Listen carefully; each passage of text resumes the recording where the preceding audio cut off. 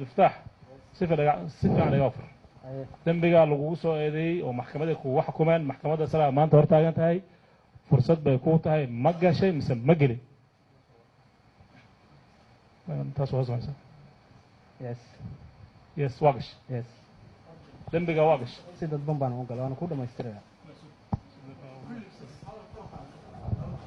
suga qof hadli kala ma jiro cabdifataax waa maqlaysaan ma miir qabtaa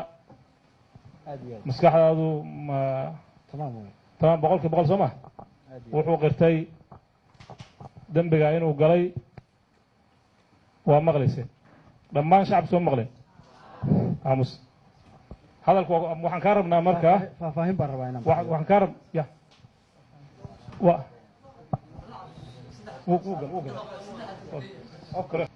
waxaan rabnaa inuu cabdifataax naga siiyo su-aal shaan kuudina waxda cabdifataax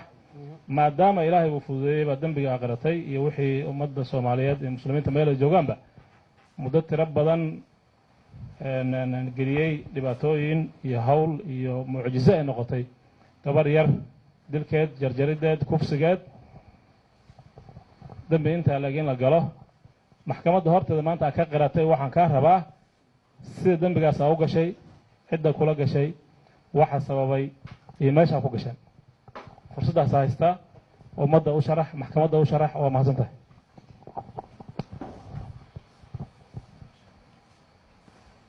waxaan salaamayaa maxkamadda sharafta leh garsoorayaasha xafiiska xeer ilaalinta qareennada shacabka iyo ciidamada amniga waxaan ku salaamayaa salaanta islaamka asalaamu calaykum waraxmat ullaahi wabarakaatu su-aal baa idi weydiisay mudana guddoomiye si degan oo aan ka fiirsaday baana kaaga jawaabay eedeymo badan baa aniga la ii soo jeediyey maa hal eedeyn xafiiska eerlaalinta wuxuu ii soo jeediyey anigu kufsi baan galay xafiisku xeerlaalinta wuxuu ii soo jeediyey kufsi wuxuu ii soo jeediyey dil wuxuu ii soo jeediyey afduub wuxuu ii soo jeediyey khalkhalgelin amni soo sidaa ma ahayna xareen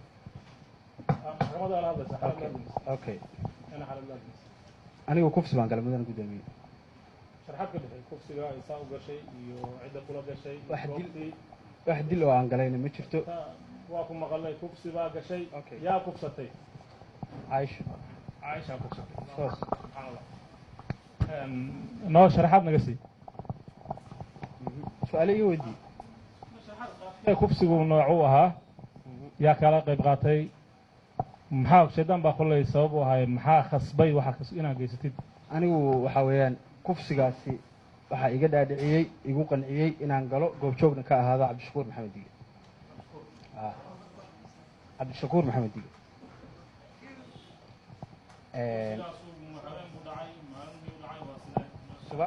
subax buu dhacay gurigiisuna ka dhacay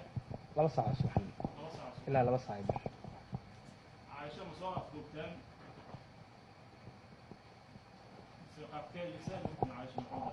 caaisho isagaa afduubay isagaa gurigiisa geeyey anigu waa uu soo wacay keliya cabdishakuur maxamed dige waxaa degan isaga iyo hooyadiis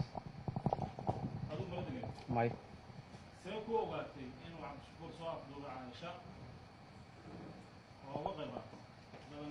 aniga isagaa ii yeedhay yidhi waan kuu baahanahay darisna waa ahayn iska soo horjeeda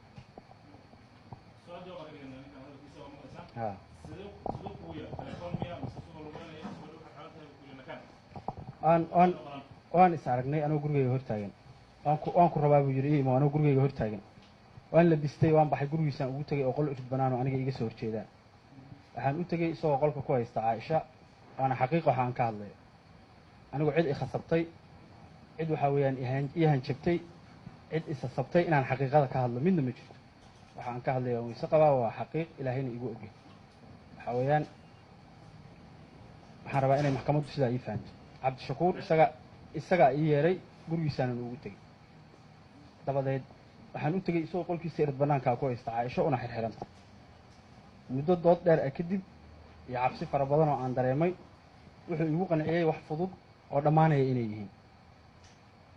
waxaa weeyaan shaydaan baana ii kasbay anigu kufsi baan sameeyey goobtii faldambiyeedkana waan ka tegey caaisho oo nool waxyaabaha igu qanciya waxaa ka mid a in uu sii dayn doono markay hawshu dhammaato wixii intaa ka dambeeyana wixii aan mudano iyo se wax noqdaan la arki doono muddo saacada ah kadib goor gabalkii uu dhacay wuxuu ii sheegay in ay ka fursan weyday maadaama uu anigii iga da'weyn yahay in badan inay ka fursan weyday inuu sharaftiisa ilaaliyo inaan ka dhalinyaraysanayo haddii berri waxaa dhacaan in anigu aan ka soo kaban karo xagga da'da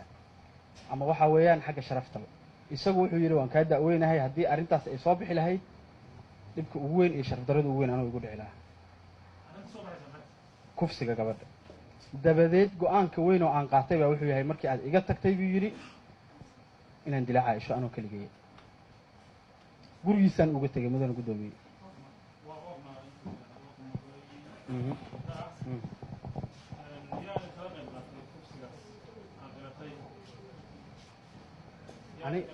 aniga iyo isaga iyo waxaan ahay nin eedaysanaa oo aan hadda goobta fadhin aadan maxamuud cabdille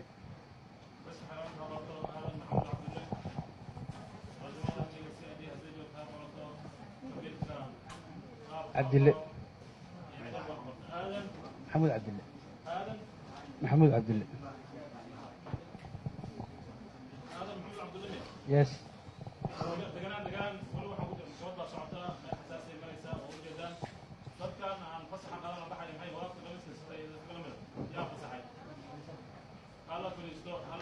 hala fariisto dhaqdhaqaaq ma jiro ninka wixii xaalada amniga ciidamada ammaanka u xil saaran abukaata xabiib fariiso adoo maxkamadda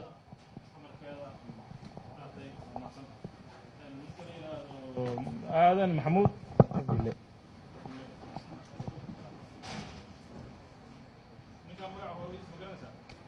may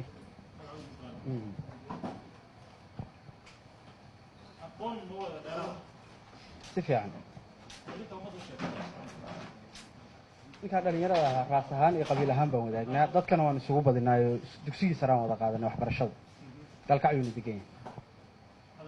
aadan maxamuud cabdille yes waana reer gaalkacyood waa kaa waxaa weeyaan cabdishakuur waa yaqaan saddexdii naas labadii naas iyo cabdishakuur saddexdii naas way cidda dembiga gashay mudana guddoomiye waxaa weeyaan aadan da-aadda aniga hal sanaan ka weynahay ama 2 sano wax noocaasa markii aan qiyaaso markii aan qiyaaso da'diisa ma garat walaalkay meesha waxaa keenay baa waxay tahay inaan isku DNA noqonnay iyo inaan isku hidaraac noqonnay taasna waxaan ku mari karaa waxaa weeyaan shareecada iyo kitaabka anoo ku dhaaranay xaqiiqada aniga iyo aadan kufsigaan ka qayb qaadanay maya isku mar baan ka baxnay guriga aniga aadan isku xilli baan ka baxnay markii aan kufsiga geysanay cabdishakuur wuxuu nagula taliyey waxaana inay kufsi keliya noqon doonaan waxaa weeyaan xaaladdu markay kala degtana uu gabadha sii dayn doono sidaasaan go-aan ku gaarinay waan ka tagnay anigu magaaladan aaday aadan magaaladan isku sii raacnay waa kala tagnay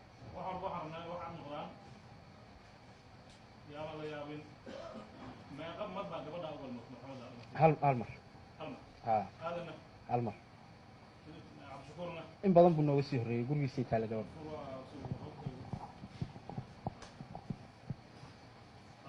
yes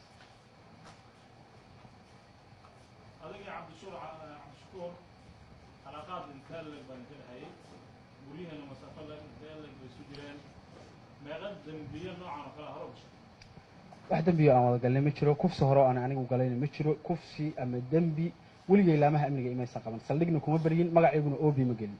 cabdishakuur 2 guri oo iska soo horjeedaan deganahay dariiqun baa noo dhexeeya qiyaastii ku qiyaasan 12 mitir 12 tallaabo waxaa weeyaan waxaan kaloo caddaynayaa walaalkay inuu dembigaa berri ka yahay anoon la igu khasbin anoon wax kale la ii sheegin midna xaqiiqadaan sheegaya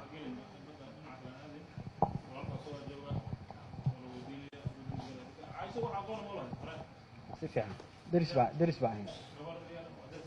si fiican may subaxaas markii aan weydiiyey cabdishakuur oo aan u sababeeyey aan ku idhi sababta nagu kalifi karta waa maxay adoo gurigaaga noogu yeeray aniga aadanba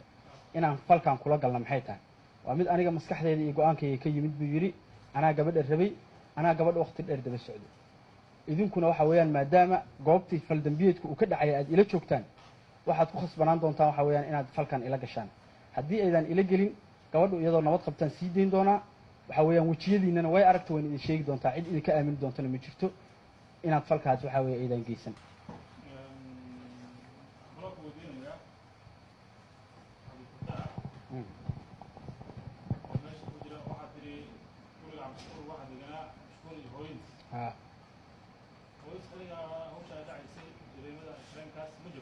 may gabar walaashiisa oo umushaygay inta badan ku mashquulsanaan jirta cabdishakuur hooyadiisu ii sheegay qolkuna irid bannaan buu ahaa carruur yar yara unbaa joogtay isagii hooyadiis iyo wiil walaalkiisoo xanuunsan oo qolku xidhan oo waalan maalin habeennimadii isoo gurigiisa ku hor qayilayaan soo maray anoo magaalada ka imid waxaan ku idhi ilaa haddeertaan wax dhawaqoo isoo gaaray ma jirto gabadhii maxaad usii dayn weyda aawe anoo sharaftayda iyo da'da aan idinka weynahay tix raacaya waxaan go-aan ku gaaray buu yidhi inaan gabadha dilo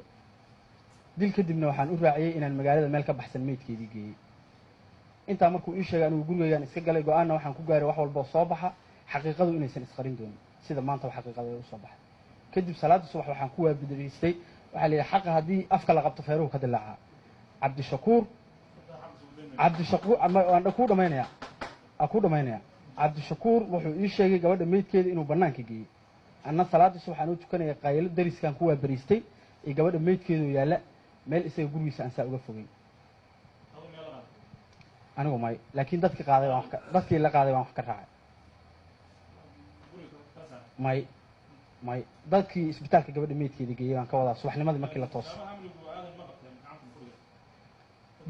b s f ta aniga wareysatay aadan way u yeertay habeenada ka mida kadibna dee maxaabiista waa la kala qarinayay sibaa loo kala qarinayay aadan maxaabiistii garowa loo soo qaaday kuma jirin mana garan kara sababta su-aalaa la weydiiyey may ilaa iyo markii ugu dambeysay hoggaanka c I d da oo xabsigu igu soo booqday